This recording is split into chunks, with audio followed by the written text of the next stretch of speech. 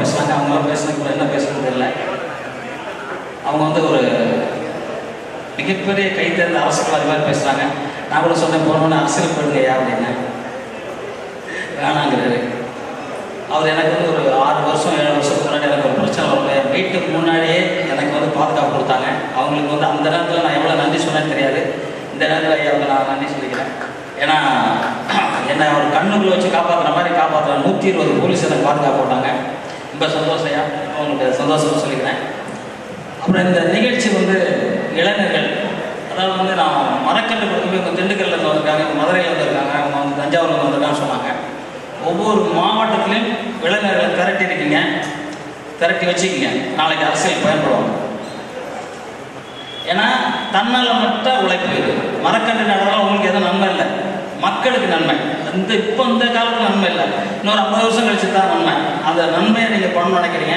ஐயா அப்துல் கலாம் அவரோட வழித்தோன்றல் மாதிரி நீங்கள் பண்ணிக்கிட்டு இருக்கீங்க. உங்கள் அத்தனை பேருக்கும் இந்த அரங்கத்தில் இருக்கவங்க ஒரு ஓகே ஒரு கைத்தட்டுங்க. ஏன்னா இது மாதிரி ஒரு வந்தவங்களுக்கு அவங்க ஒரு சிறப்பு பண்ணணும்னா,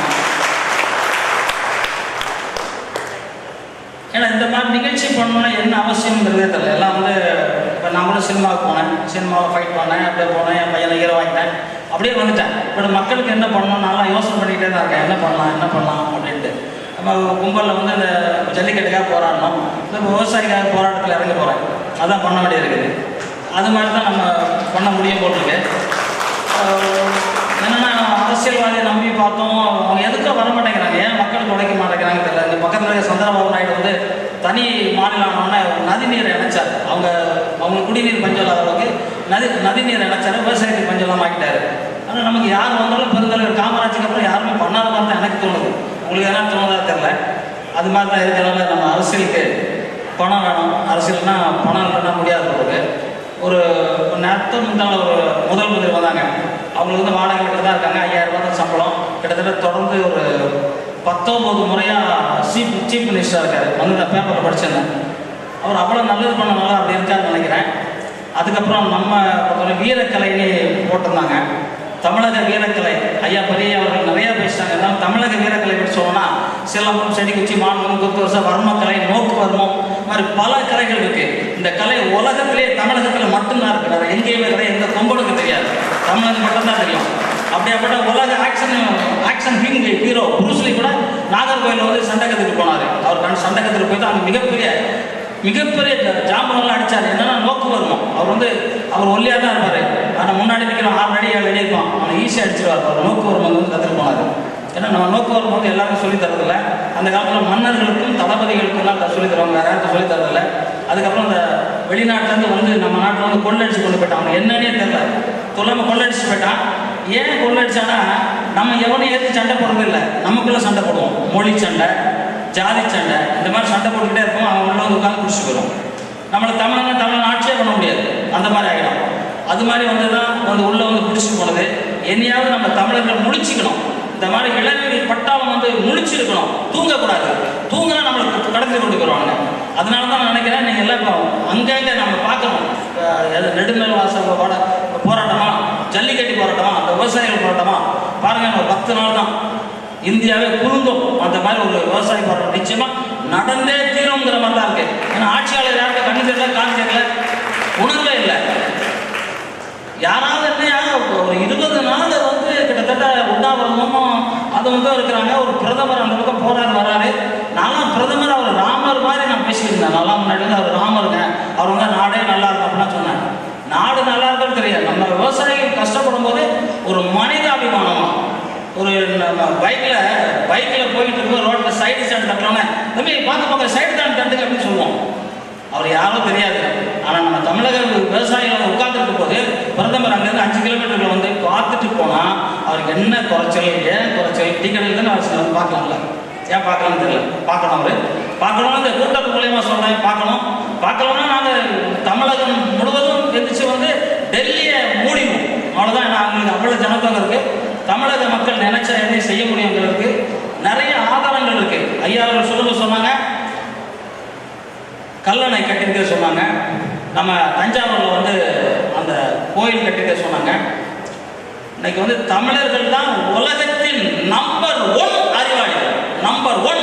அமெரிக்காங்கிறது பெரிய நாடாக இருக்கலாம், அதை தூக்கி நிறுத்துவது நம்ம தமிழக மக்கள் தான், தமிழ்நாட்டு இளைஞர்கள் தான், வேற யாருமே கிடையாது.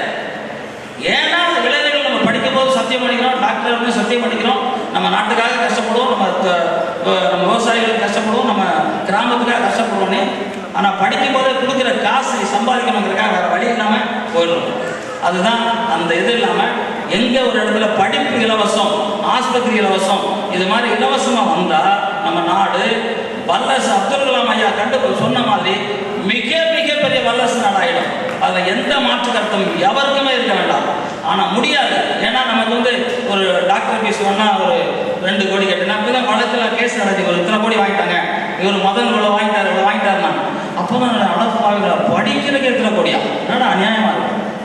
சம்பாதிக்கிறவங்க போகிறாங்க, படிக்கிறாங்க. ஒரு டாக்டருங்கிறது கடவுள்.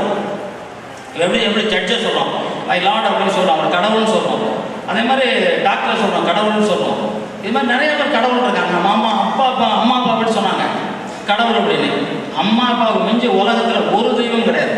தெய்வமே நம்ம தான் ஆக்குறோம், நம்ம தான் காப்பாற்றுறோம், நம்ம தான் அழிக்கிறோம்.